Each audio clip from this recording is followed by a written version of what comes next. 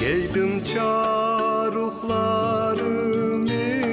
da gel bağla bağlarını. Giydim çaruklarımı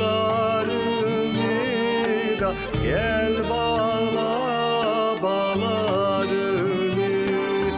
Terk ettim gediyerimde çok tezken dağlarını. Terk ettim gediyerimde çok tezken dağlarını.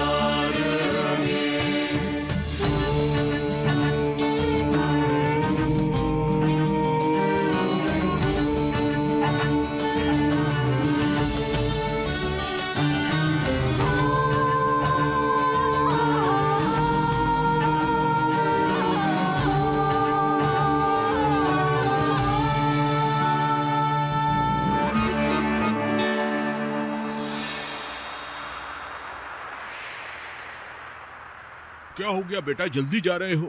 जी बाबा, आप ही तो कहते हैं हमेशा रिस्क सुबह सुबह बढ़ता है। मैं चलता हूँ। भाई आपने बहुत कमाल का नाश्ता बनाया है। तुम्हारा भाई तुम पे कुर्बान जाए। आपके हाथों में और बरकत दे अल्लाह। तुम सब हमेशा बहुत इसी बहुत तरह राज़ी रहो। रहो। आपकी अल्लाह कमाल मेरा से पेट जमा भी किया भर तुमने। गया है। अल्लाह और बरकत दे, सब ऐसे ही खुश रहें।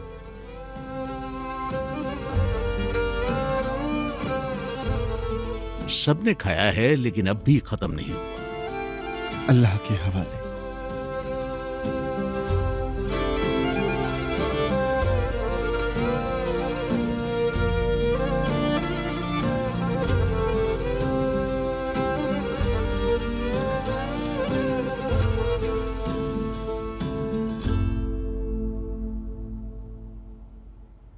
मेरे भाइयों, जी भाई।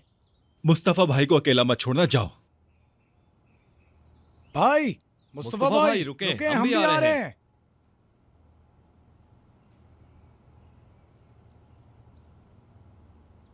ताहिर तुम ठीक हो ना? ठीक हो, ठीक हो।